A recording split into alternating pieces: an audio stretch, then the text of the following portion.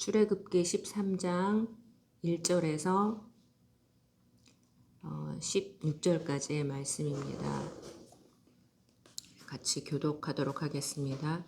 여호와께서 모세에게 일러 이르시되 이스라엘 자손 중에서 사람이나 짐승을 막론하고 태에서 처음 난 모든 것은 다 거룩히 구별하여 내게 돌리라.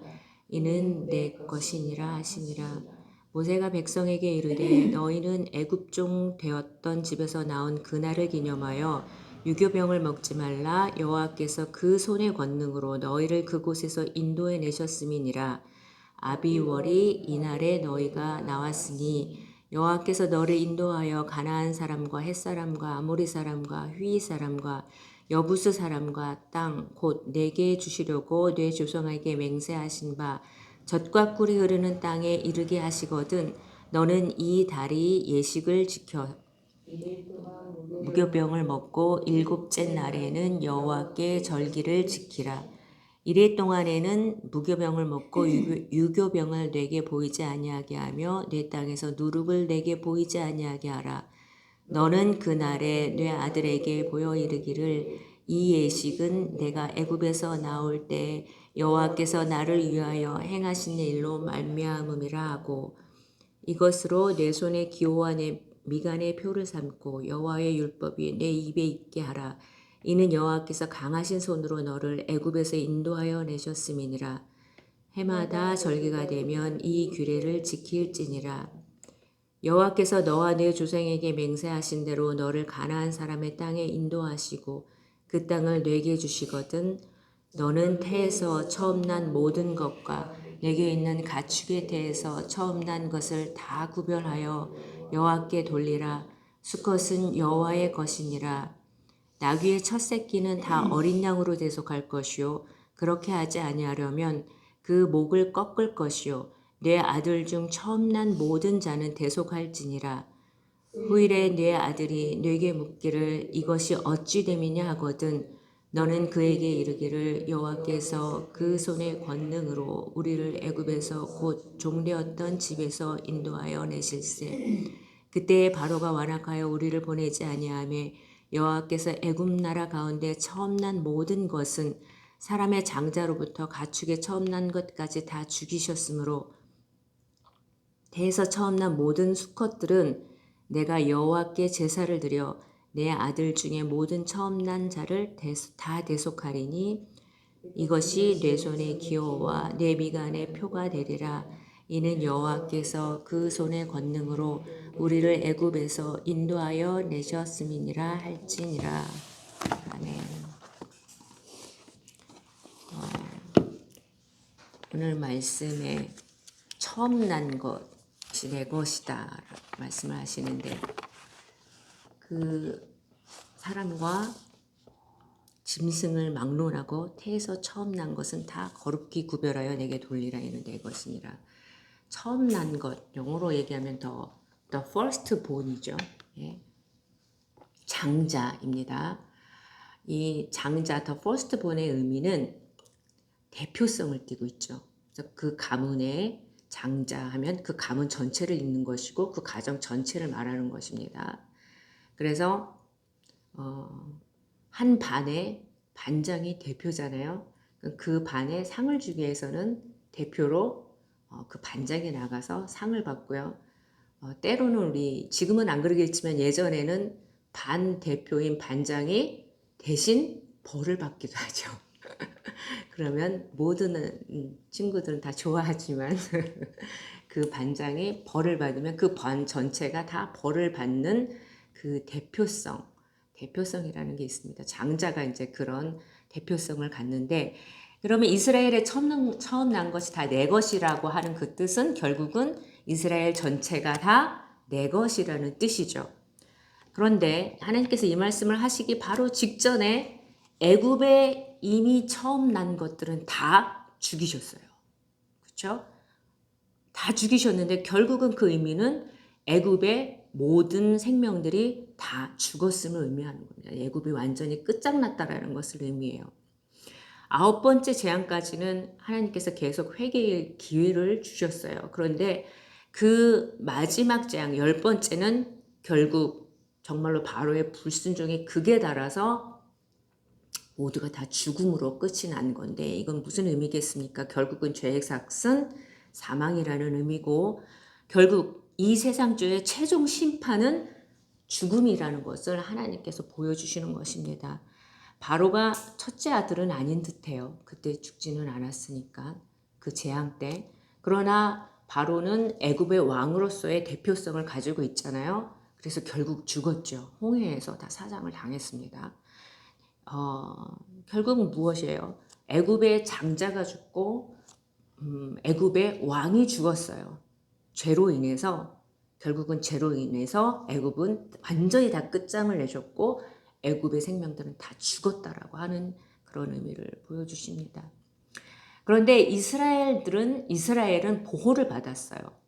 아홉 번째 재앙까지는 고센 땅을 이렇게 구분하셔서 지리적으로 구분하셔서 보호를 하셨는데 그래서 아마도 이스라엘 사람들은 그 고센 땅에 살면서 되게 아홉 번째 재앙까지는 딴 나라 소문처럼 듣고 있었을 것 같습니다. 그런데 이 마지막 재앙은 고센 땅을 포함한 애굽 전 지역이 다 포함이 되어 있어요. 애굽 전 지역에 내가 10번째 재앙을 내리리라고 말씀을 하셨거든요. 그러나 단 이스라엘 백성들에게는 이 재앙을 벗어날 방법을 가르쳐 주신 거죠. 어린 양의 피로 너희가 구원을 받게 될 것이라고 하셨는데 이 방법은 결국은 믿음이 필요한 믿음의 행위였던 거예요. 그래서 애굽 사람조차도 이 믿음의 행위를 했을 때 구원을 받았다라는 겁니다. 그럼에도 분명한 것은 이 죽음의 사자는 결국 모든 가정을 다 지나갔어요. 그쵸? 그래서 그 애굽 그 고센 땅에 있는 이스라엘 사람들도 그 두려움을 엄청나게 경험을 했을 것입니다. 단 피가 발린 그곳은 그 죽음의 권세가 영향력을 끼치지 못하고 패스했다라는 뜻이죠. 그래서 패스오버, 유월절이 된 것입니다. 죽음의 심판은 예외가 없다라는 말씀의 의미입니다. 모두가 죄인이고 모두가 다 죽기로 되어 있다. 그러나 이 약속의 말씀, 어린 양의 피를 바르면 산다는 이 말씀을 믿고 행하는 자는 살았다라는 거죠. 구원은 결국 무엇으로요? 믿음으로 받는다라는 것을 하나님이 이 10번째 재앙을 통해서도 보여주십니다. 자, 오늘 이 본문 말씀은 이제 이스라엘 백성이 마지막 재앙을 막 벗어나서 출애굽을 시작을 했어요. 그 다음에 이제 첫 번째 그 머문 장소인 숫곳에서 장막을 치고 이제 한숨을 돌리고 있습니다. 그때 하나님이 말씀을 하신 거예요. 그 첫 말씀이 뭐냐면 이스라엘 자손 중에서 사람이나 짐승을 막론하고 태에서 처음 난 것은 다 내 거야. 나한테 줘. 이 말씀을 하신 거거든요. 그때 사실 이스라엘 백성이 굉장히 깜짝 놀랐을 것 같습니다. 왜요? 이제 막 애굽의 장자들이 죽는 것을 보고 나왔단 말이에요. 그 곡소리들이 이 귓가에서 가시지 않고 있는 그때 하나님께서 너희들의 첫째들도 내 거야 라는 말씀을 하셨을 때 우리 첫째도 죽는구나 이 생각을 하지 않았겠습니까? 그래서 시겁했을 거예요. 그런데 이제 다행히도 13절 말씀에 곧 장자는 계속할 거야 라는 말씀을 하시죠. 장자는 너희들의 사람의 첫 태생은 대속한다라는 말씀을 해주셨어요. 자, 속량이라는 의미 아시죠? 죄인의 죄값을 대신 값을 치르고 자유케 한다라는 의미가 있고요. 특히 노예들의 몸값을 지불해주고 자유케 한다. 그리고 평민이 되게 한다라는 의미가 있습니다. 몸값이라는 의미가 있어요. 자, 그러면 장자는 어린 양으로 대속하라. 이 말씀은 어린 양으로 몸값을 치르면 된다. 이 말씀이죠. 이 말씀을 들었을 때 얼마나 이스라엘 백성들이 안도의 한숨을 쉬었겠습니까? 우리는 살았구나. 근데 이 말씀을 듣는 순간 딱 그것을 깨달았을 것 같아요. 아, 그 문설주에 발랐던, 그 문에 발랐던 어린 양의 피가 바로 몸값이었구나. 장자의, 내 장자의, 내 가정의 장자의 몸값이었구나. 바로 대속의 의미였구나. 알지 않았겠습니까? 그러면 애굽민들의 장자처럼 우리도 다 죽을 몸이었네.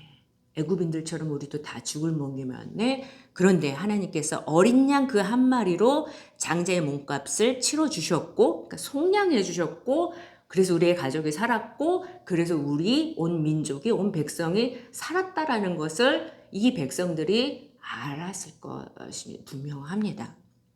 굉장히 중요한 의미가 있기 때문에 하나님께서 바로 12장부터 그러니까 이 10번째 재앙이 시작하자마자 하나님께서 계속 그 유월절을 지키라고 몇 번을 이제 계속 반복을 하시죠.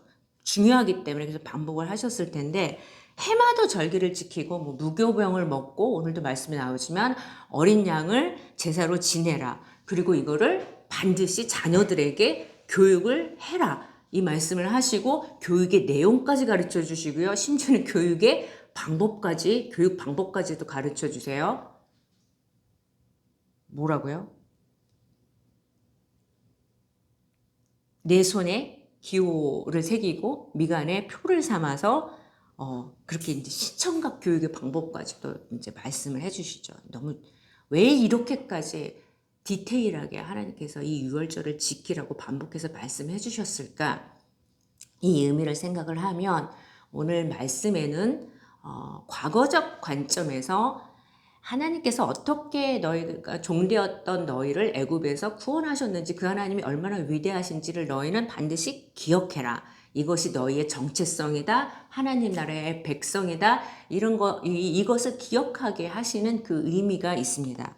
그런데 이제 더 중요한 가장 큰 의미가 있지요.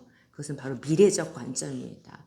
약속의 관점이고요. 언약의 관점으로서의 어린 양. 대속의 의미가 굉장히 중요한 대속의 의미가 있었던 것입니다. 바로 뭐예요? 예수 그리스도가 오실 때 기억하라는 거예요. 알아보라라는 거예요. 내가 어린 양을 보낼 거야. 내가 마지막 유월절 어린 양을 보낼 거야. 그때 그를 알아보라고 하는 겁니다. 세상의 모든 죄를 지고 갈 메시아 그리스도가 오실 것이다. 그 메시아를 알아보라. 메시아는 떵떵거리면서 이 세상을 지배하는 세상왕으로 오는 것이 아니라 어린 양처럼 올 거라는 거예요. 반드시 고난을 받고 반드시 죽게 될 거다. 십자가에 달려 피 흘려 죽은 바로 그 예수가 그리스도임을 알아보라고 바로 1500년 전 그 이전부터 예수님이 하나님께서 가르치시기 위해서 이렇게 유월절을 지키라고 하신 겁니다. 그 마지막 유월절 어린 양이 속량물이 되어서 너희의 죄를 영원히 구원하실 거라는 것을 예표하신 거죠. 그래서 유월절의 지킴은 예수 그리스도의 오심을 맞이하기 위해서 예비하라고 하는 것이었어요. 그 마음을 준비시켜 주시는 것이었습니다. 이사야 43장 3절 4절 아주 중요한 말씀이 있어요. 한번 펴볼까요? 이사야 43장 3절에서 4절 말씀을 보면 이사야 43장 3절에 대전하는 여호와 내 하나님이요 이스라엘의 거룩한 이요 내 구원자이심이라. 내가 애굽을 너의 속량물로 구스와 스바를 너를 대신하여 주었노라. 이 말씀을 하고 계세요. 이상하죠? 하나님이 이스라엘을 자유케 하시기 위해서 애굽을 속량물로 삼으셨다라는 거예요. 애굽을 속량물로. 결국은 이스라엘을 구원하시기 위해서 애굽을 희생시키셨다라는 거죠. 몸값으로 애굽을 삼으셨다라는 거예요. 애굽 재앙의 궁극적인 이유는 이스라엘을 구원하시기 위함이었다라는 것. 그리고 애굽의 장자, 애굽의 속량물로 내어주고 종이 되었던 이스라엘을 사셨고 하나님의 백성 그의 소유를 삼으셨다라는 거예요. 그런데 여기서 애굽을 속량물로 주고 구스와 스바를 속량물로 주었다고 너 대신해서 주었다고 말씀을 하시는데 이것은 무슨 의미겠습니까? 그 당시에 애굽, 또 나중에는 스바, 구스를 이제 대신해서 주시는데 그 강국들을 하나님 포기하셨다라는 거예요. 이스라엘을 위해서. 이거는 어떤 의미예요? 그 당시에 가장 큰 강대국이었어요. 가장 큰 강대국. 이거는 세상적인 가치로 이스라엘이 딱 들었을 때 우리를 위해서 와 엄청난 몸값을 지불하셨구나 해요. 애굽이라는 엄청난 큰 나라를 한 이스라엘, 그 작은 이스라엘 나라를 키우시고 그 애굽 가운데서 키우시고 거기서 구원하시기 위해서 그 몸값을 치르셨구나라는 겁니다. 정말 굉장히 큰 가치를 치르셨다라는 거죠. 큰 몸값을 치르셨다라는 거예요. 근데 왜 그렇게 하셨냐라는 거예요. 왜? 4절 말씀에, 이사야 43장 4절 말씀에 내가 왜 그랬는지 알아? 내가 왜 그렇게 큰 몸값을 치렀는지 아느냐? 네가 내 눈에 보배롭고 존귀하며 내가 너를 사랑하였은즉 내가 뇌 대신 사람들을 내어주며 백성들이 너의 생명을 대신하였더라고 말씀이 나옵니다. 너무 사랑했기 때문에 너희가 너무 귀했기 때문에 다른 백성을 다른 사람을 생명으로 내어줬다라는 거예요. 애굽, 구스 사실은 영적인 가치로 보면은 그렇게 가치가 있잖아요. 왜냐하면 죄로 가득했기 때문에 사실 멸망해서 마땅할 만한 나라들이었어요. 그러나 세상적인 가치로 볼 때는 굉장히 큰 몸값이었죠. 그렇지만 이스라엘 백성이 하나님께 온전히 돌아오지 않자 나중에는 하나님께서 의인들을 보내세요. 선지자들을 보내시고 예언자들을 보내셔서 그들의 생명을 취하게 하셔요. 그들의 생명을 희생시키셔요. 하나님 앞에는 엄청난 영적인 가치잖아요. 그런데 그 마지막으로 보내신 분이 바로 누굽니까? 하나님의 아들 예수 그리스도라는 거예요. 그러면 결국 내 눈에 보배롭고 존귀하며 내가 너를 너무너무 사랑하였기 때문에 예수 그리스도 내 아들을 보내었다 이 말씀인 거예요. 그러니까 얼마나 큰 몸값을 하나님께서 치르셨는지 이 몸값이 얼마나 큰 가치가 있는지는 결국 예수님을 통해서 그 가치가 더욱더욱 증명이 된 것입니다. 세상에서 가장 가치 없는 자들을 위해서 가장 비싼 몸값을 치르셨죠. 엄청난 가성비 없는 하나님이 그 가치를 치르셨어요. 자, 그런데 우리는 예수님의 가치를 얼마나 지금 알고 있는가입니다.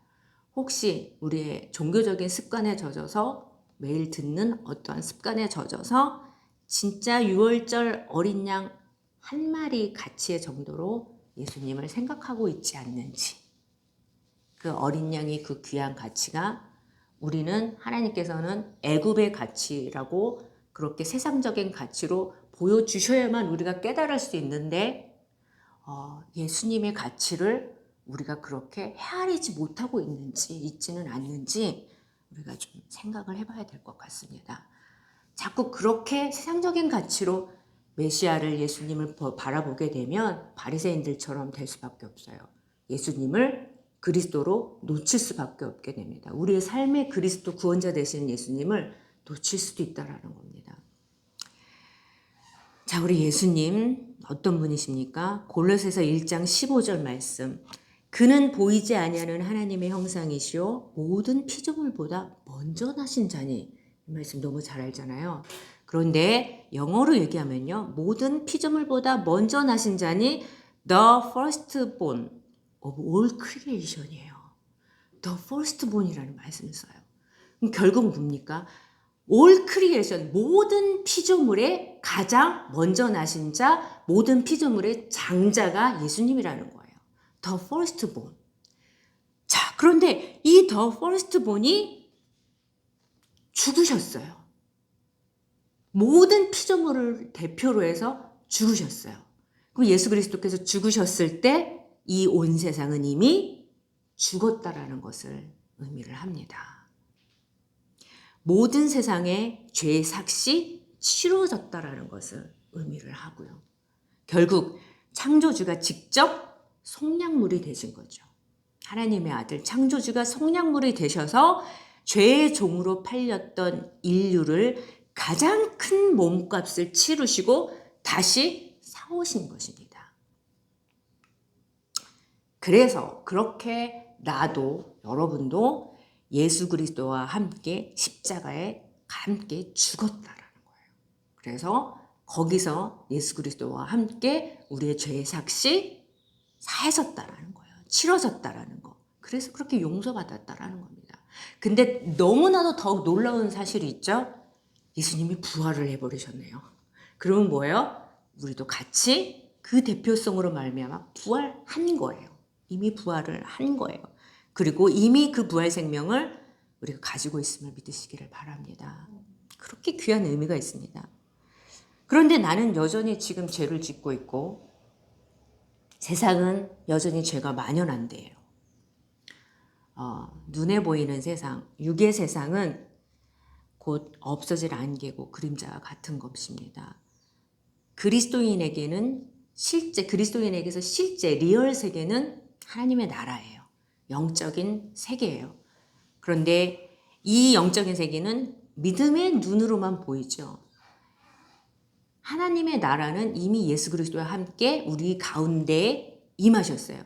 우리의 영적인 눈으로만 볼 수 있는 하나님 나라, 우리 가운데 임한 하나님 나라를 볼 수가 있어요. 그렇기 때문에 그 믿음만큼, 하나님의 세계를 믿는 그 믿음만큼 우리는 볼 수 있고 누릴 수 있다라는 그런 의미가 있습니다. 어린 양의 보혈의 능력을 믿는 만큼 죽음의 권세, 죄의 권세에서 우리가 자유할 수 있고요. 그리스도의 부활을 믿는 만큼 그 부활의 능력을, 그 새 생명을 우리가 누릴 수 있다라는 겁니다. 그래서 의인은 믿음으로 살지요. 우리는 믿음으로 죽었고요. 믿음으로 살아난 겁니다. 그리고 처음부터 믿음으로 시작하지만 결국 구원의 완성도 믿음으로 끝이 나게 될 것입니다. 하나님의 일은 그래서 예수님을 잘 믿는 거라고 우리 요한복음 6장 29절에서 말씀을 하시죠. 오늘도 이 하나님의 일을 잘 하시기를 바랍니다. 우리의 믿음이 더욱더 커지고 자라고 살아나는 오늘 하루가 되시기를 바랍니다. 기도하겠습니다.